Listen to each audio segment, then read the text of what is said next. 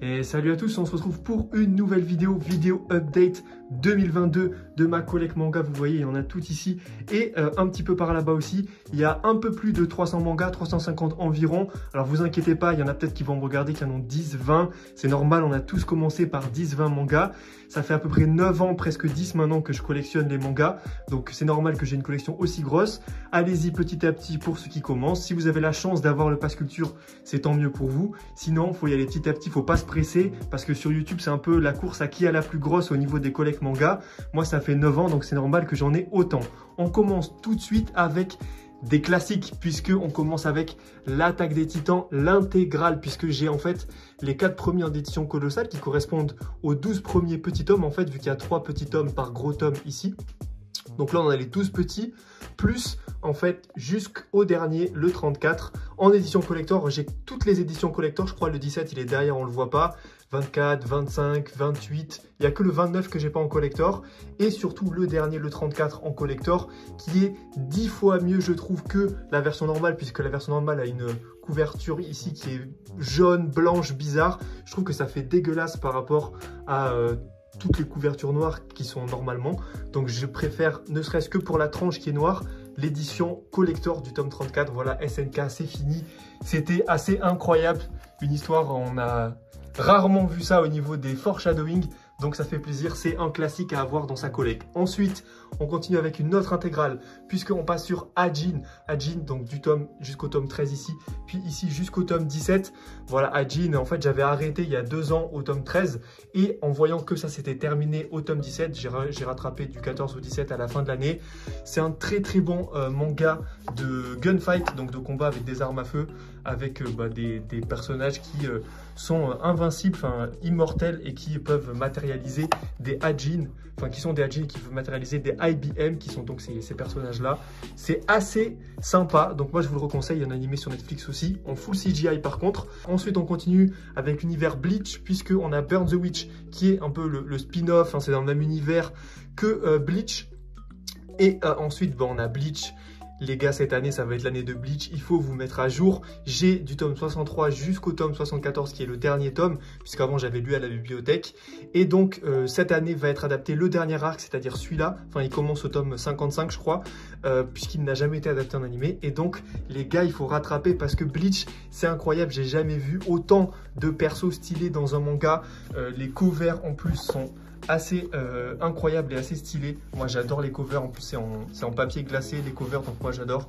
Donc Bleach, vraiment je vous le recommande, il faut que vous rattrapiez cette année. On continue avec une autre intégrale de un autre classique, encore une fois, j'ai nommé My Hero Academia du 1 jusqu'au 31 ici, avec les collectors 27, 30, 31. J'ai le 17 aussi, la boîte est derrière, on le voit pas.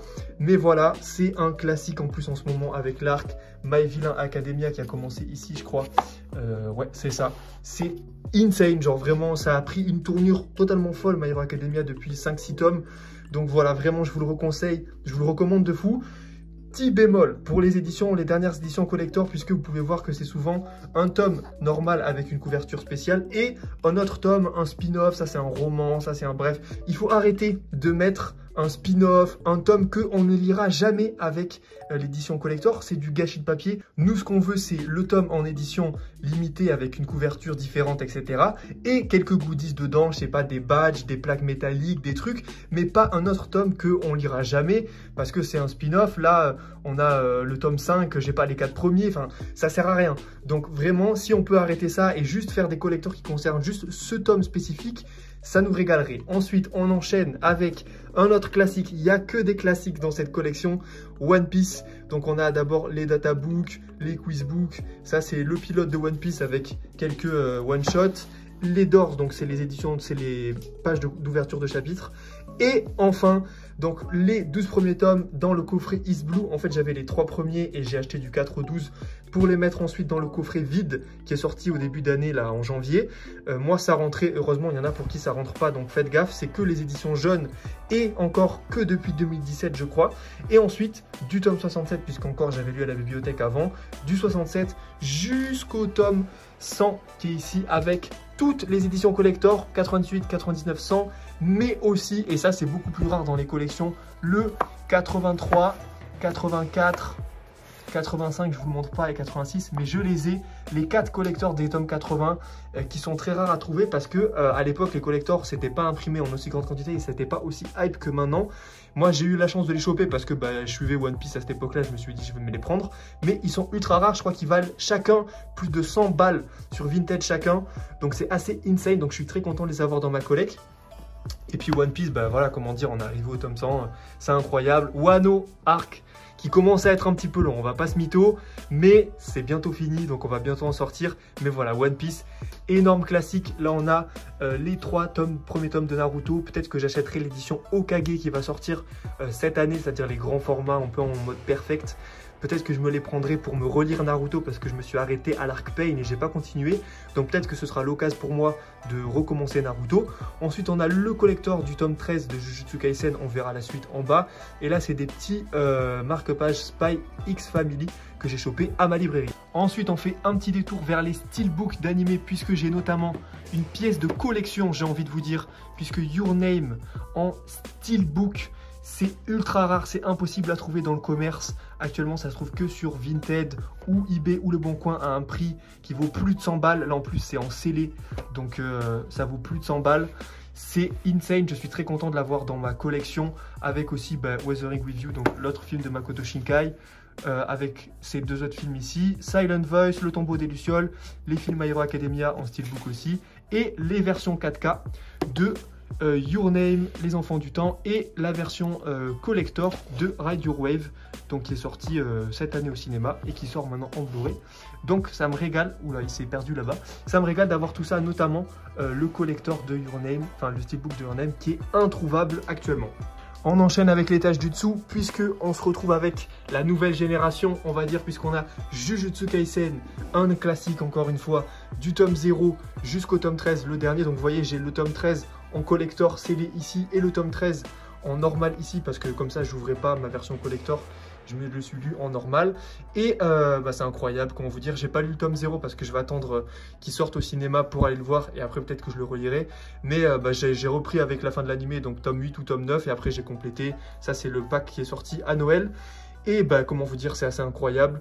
Mashle, on continue l'intégrale aussi pour l'instant, les 7 premiers tomes. J'avais un petit peu des doutes au tome 5-6, je m'étais dit, au final, est-ce que c'est pas un peu moins bien, peut-être que je vais arrêter. Le tome 7 a remonté le niveau. C'est assez insane ce qui se passe dans le tome 7. Donc je vais continuer. En plus au tome 7 il dit qu'il est à peu près à la moitié du manga. Donc si ça va jusqu'à une quinzaine de tomes, ça le fait. C'est pas comme on s'engage pas sur 30 tomes. Donc c'est cool. Donc Mashle, je continue. C'est sorti cette année aussi. C'est tout nouveau.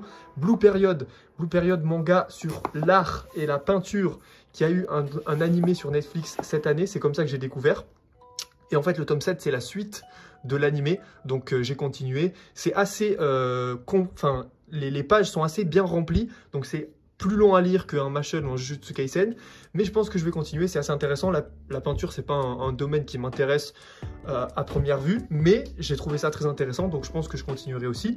On enchaîne sur un autre classique, je vous ai dit que des classiques, Demon Slayer, les 8 premiers tomes, donc jusqu'au Train de l'Infini. Je les ai pas ouverts tout simplement parce que j'ai vu l'animé jusqu'à la dernière saison qui est sortie, donc qui finit je crois au tome 13 avec le quartier des plaisirs. Mais voilà, je me devais de l'avoir, je rattraperai tout ce qu'il y a à rattraper parce que je crois qu'il n'y a qu'une vingtaine de tomes, 21 ou 23 tomes, je sais plus. Mais je me la refais la collection, c'est un classique, c'est normal. C'est dans la collecte. Ensuite, on enchaîne sur la fin de Tokyo Ghoul 13-14, puisque j'ai lu les 12 premiers à la bibliothèque. Et Tokyo Ghoul Re jusqu'au tome 7, puisque après, je me suis perdu complètement. Je ne comprenais plus rien à ce qui se passait, donc j'ai arrêté. Mais je pense que cette année, je m'achèterai sûrement les 12 premiers tomes de Tokyo Ghoul. Je me relirai tout Tokyo Ghoul, puis tout Tokyo Ghoul Re. Et si je comprends bien les trucs, que je suis rededans, je m'achèterai peut-être la suite. Mais voilà, je m'étais arrêté parce que je comprenais plus rien à ce qui se passait, qui étaient les personnages, qui faisaient quoi. Donc j'avais arrêté pour ça. Ensuite, on a les 3 premiers tomes de Dragon Ball Super. Il faudrait que je complète jusqu'au moins à l'arc du tournoi. Et ensuite, les 2 premiers tomes de Dr Stone. Pareil, j'ai regardé l'animé, donc j'ai pas racheté la suite, mais je suis à jour sur l'animé. Platinum End, pareil, j'avais acheté les 4 premiers. J'avais pas trop accroché, surtout parce que le méchant de la première partie du manga est vraiment nul, explosé au sol. Le nom, ses motivations, enfin bref, son design, tout est nul dans le méchant. Donc j'avais décroché, mais l'animé est en cours de diffusion. Il va adapter tout le manga et d'ailleurs ça va se finir dans 2 ou 3 épisodes à l'heure où je tourne cette vidéo. Donc je regarde l'animé, donc je serai à jour, j'aurai tout vu, mais c'est juste que je l'aurai pas en manga parce que j'ai la flemme de tout racheter, sachant qu'en manga j'avais arrêté. Ensuite, une série que j'ai aussi arrêtée, on parle de One Punch Man puisque j'ai de l'intégrale, jusqu'au tome 15, puis le 23 en collector avec la plaque métallique. J'ai arrêté parce que One Punch Man c'est très stylé, il y a des planches, le dessin est très stylé, il y a des moments ultra badass, ultra jouissifs à lire. Le problème c'est que je trouve que ça avance pas assez. C'est là, le Saitama il est toujours là au tome 15, il est toujours pas monté dans les classes les plus hautes, il est là, je trouve qu'il y a un peu trop de vannes par rapport au sérieux, là où Demon Slayer, je trouve c'est assez bien dosé, il y a du sérieux, des vannes, mais c'est super bien dosé, il n'y a pas trop souvent des vannes, alors que One Punch Man, je trouve qu'il y a un peu trop souvent des vannes et pas assez souvent du sérieux, même si quand il y a du sérieux, c'est très sérieux. Donc c'est pour ça que j'avais arrêté. Peut-être que je compléterai, peut-être que je relirai et que je compléterai du tome 16 au 22 du coup. Mais pour l'instant, j'avais arrêté parce que j'avais aussi un portefeuille et je ne pouvais pas suivre toutes les séries. Donc à voir, peut-être que je continuerai One Punch Man cette année. On enchaîne sur Fairy Tail. Fairy Tail, très bonne série pour commencer les mangas. C'est assez simple et assez bien pour commencer. Donc j'ai les 3 premiers, puis du 46 jusqu'au 63, le dernier, avec tous les collecteurs, pareil, le 50, le 56, 60, 62, 63. J'ai tous les goodies qui sont derrière. Mais voilà, c'est assez décrié par un peu les puristes, les trucs ou Fairy Tail, parce que c'est vrai que la fin, c'est vachement tiré par les cheveux. T'apprends que lui, en fait, c'est le frère d'eux. En fait, lui, il n'est pas mort et lui, c'est le père d'eux. Donc, il y a des facilités scénaristiques, c'est vrai, à la fin qui sont pas trop les bienvenus, mais je trouve que c'est un très bon manga pour commencer si vous êtes jeune, donc faut pas vous brider à ça. Ensuite, on enchaîne sur quelques spin-offs puisqu'on a l'Attaque des Titans, le spin-off Before the Fall, donc du tome 1 jusqu'au tome 17, l'intégrale. Si vous avez fini Attaque des Titans, vous êtes en train de finir avec la dernière saison de l'animé, vous pouvez ensuite enchaîner sur Before the Fall. Ça raconte la création du dispositif de manœuvre tridimensionnelle, donc ça vous permet un peu d'approfondir l'univers de l'Attaque des Titans. C'est plutôt bon, c'est pas les mêmes dessins du tout parce que c'est un autre dessinateur ou une dessinatrice, je sais plus. Mais voilà, c'est assez, ça se lit bien, donc vous pouvez y aller si vous voulez approfondir l'univers. Ensuite, il y a aussi le spin-off sur Levi, Birth of Levi, le spin-off Lost Girls et des databooks, donc le Answers et le Characters, qui expliquent un peu plus sur l'univers. Ensuite, le spin-off de My Hero Academia, du tome 1 au tome 6. J'ai arrêté au tome 6 parce que ça commence à partir dans des bails de kermesse, de spectacles, de trucs. Moi, j'ai pas signé pour ça. My Hero Academia, pour moi, c'était des héros qui se tapent dessus avec des pouvoirs stylés. Là, ça commence à faire des kermesses, des trucs, la vie de tous les jours, en mode tranche de vie. Je suis pas un grand fan de ça. Donc, c'est pour ça que j'ai arrêté. Et voilà, il y a, je crois, il y a 13 tomes actuellement. Mais je pense pas que je continuerai. Et ensuite, on enchaîne sur une énorme collecte puisque vous pouvez voir ici et ici que j'ai quasiment tous les Pokémon. Il me manque que Noir et Blanc et la fin de Soleil et Lune, j'ai pas les 3 derniers, mais sinon j'ai l'intégrale de X et Y, les 3 premiers de Soleil et Lune. Ça c'est l'énorme classique les gars, si vous êtes fan de Pokémon, que vous avez joué au premier jeu, rouge, bleu, jaune, au moins ces 3 là, c'est vraiment incroyable. Il y a des Pokémon qui se tuent, qui se découpent entre eux, donc vraiment c'est totalement différent, hein, c'est pas du tout enfantin. Donc rouge, bleu, jaune, je vous conseille, c'est insane. Ensuite il y a la triplette or et argent, la triplette rubis et saphir. Ensuite il y a 4 tomes sur rouge, feu, vert, feuille et émeraude, 5 tomes sur diamant, perle, platine que j'ai pas lu et qu'il faut que je lise maintenant que les spin-offs sont sortis, un tome or, argent, sous silver et du coup le premier de noir et blanc que j'ai pas lu et qu'il faut que je rattrape. Ensuite on bouge sur l'autre étagère où on a, ici c'est des recueils d'estampes japonaises. Je vais pas vous les montrer tout de suite mais c'est assez stylé si vous avez l'occasion d'aller voir dans votre librairie au rayon Beaux-Arts, c'est insane et donc je vous le recommande. C'est pas vraiment des mangas mais je l'ai mis à côté. Ensuite on a Full Metal Alchemist édition perfecte, le tome 1, voilà c'est incroyable, c'est ma découverte animée de l'année dernière, puisque j'ai rattrapé tout l'animé Brotherhood l'année dernière. C'était ma claque de l'animé. Vraiment, j'ai pris ma claque en le regardant. Ça date de 2009 et ça met des misères à certains animés de 2020. Donc vraiment, Full Metal Alchemist, c'est un énorme classique. Donc j'ai commencé la Perfect. Il y a 10 tomes, je crois, à l'heure où je parle. Donc je rattraperai petit à petit. Et j'espère avoir la complète pour l'année prochaine. Ensuite, Mermaid Saga, c'est un manga de Rumiko Takahashi, donc une autrice qui faisait des mangas dans les années 80-90. Donc c'est un peu old school, c'est en 2 tomes. Donc c'est pour ça que je l'ai acheté. C'est assez stylé de lire un manga un peu old school, en mode aquarelle. Ça change un petit peu, moi j'ai bien aimé. Donc je vous le recommande. En plus c'est en grand format. En fait vous avez remarqué ici, c'est mes grands formats. Hein. Vous voyez par rapport à ici où il y a des plus petits formats. Full Metal Alchemist, Mermaid Saga c'est des grands formats. Et 20th Century Boys qui est le dernier manga qu'il faut que je lise et que j'ai pas lu dans ma manga tech. Tous les autres je les ai lus mais celui-là non. Parce que ça a l'air d'être un énorme classique et un énorme banger. On me l'a offert pour Noël et il faut que je le lise, c'est ma prochaine lecture.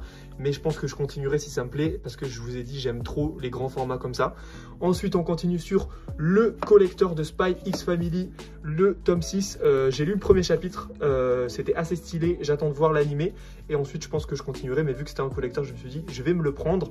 Fire Punch, le tome 1, par l'auteur, le manga avant Chainsaw Man, du même auteur. Je l'ai lu, je l'ai relu il n'y a pas longtemps parce que j'avais pas accroché au début et j'accroche toujours pas. Je trouve que c'est un peu trop bizarre, un peu trop violent, donc j'ai pas continué. Mais voilà, c'est les goûts et les couleurs, je pense. Ensuite, on a des tomes 1, donc le tome 1, le tome 36 de Hunter x Hunter, le tome 1 d'Assassination Classroom, Quintessentiel Quintuplé, les 2 premiers tomes collector de l'Atelier des Sorciers, les gars. Ce tome-là, le tome 1 en collector, il vaut 150 balles sur Vinted. Je l'ai acheté à l'époque 6,50 € en librairie, en ne sachant absolument pas que ça allait prendre cette valeur-là. Il vaut 150 balles. C'est insane. Je sais pas comment ça se fait, mais voilà, je l'ai. J'ai les 2 premiers tomes. En fait, j'avais pas continué après. Le 2e tome, je l'ai acheté en occasion. Donc, faut que je le lise d'ailleurs. Mais j'avais pas continué. Mais je trouve ça fou que ça ait pris autant de valeur. Parce que c'est pas une série qui est super connue non plus. Mais vu que c'est un collector, ça a pris une valeur de fou. Les 2 premiers tomes de Death Note, je me tâte cette année à acheter l'édition Black. Donc, vous savez, l'édition grand format avec les couvertures noires. Donc peut-être que je me le ferai et ce sera dans l'update 2023. Une autre édition collector 31 de My Hero Academia, puisque je l'avais commandé en fait dans 2 librairies au cas où il y a une librairie qui puisse pas me le donner. Au final j'ai eu dans les 2, donc je l'ai en double, peut-être pour l'échanger avec un futur collector que j'aurai pas. Et le film One Piece Z en DVD, parce qu'à l'époque j'avais pas de lecteur Blu-ray, avec ici un petit manga dedans qui est un petit peu collector maintenant. Donc voilà, je l'ai là, c'est le film 11 de One Piece Z. Et on finit par la dernière étagère avec donc un One Piece Party. Ça c'est nul, c'est éclaté les gars. Si vous aimez One Piece, ne lisez pas ça, c'est vraiment trop nul. Devil's Relic, le manga de Maître Gims, qui n'a pas continué et qui ne continuera pas, je pense. C'était un peu en mode dessin old school, mais c'était, ça se lisait plutôt bien, mais je pense que ça se continuera pas. La seule partie que je pense que je vais vendre de ma collection, c'est les 7 Deadly Sins, puisque j'ai du 13 au 20. J'ai arrêté, j'ai pas continué parce que c'était plus trop mon délire et je pense pas acheter les 12 premiers, je pense pas acheter la suite. Donc ça sert à rien, je trouve, d'avoir dans ma collecte du tome 13 au tome 20 d'une série. Donc je pense que je vais les vendre, mais c'est, je pense, les seuls, avec peut-être ici le Fairy Girls. Et ici, bah, vous voyez, on a les spin-offs de Fairy Tail, donc les 3 Side Stories, Fairy Girls, Fairy Tail Plus, et les 2 Ice Trail avec le spin-off sur Grey. Et ça conclut donc ma manga tech avec à peu près, je vous ai dit, 350 mangas. Donc voilà, c'était la version 2022. On se retrouvera, je pense, l'année prochaine pour la version 2023. Et puis voilà, n'hésitez pas à me dire ce que vous avez kiffé, s'il y a des petits trucs qui vous ont fait plaisir de voir dans ma manga tech. Et puis sinon, on se dit à la prochaine. Ciao!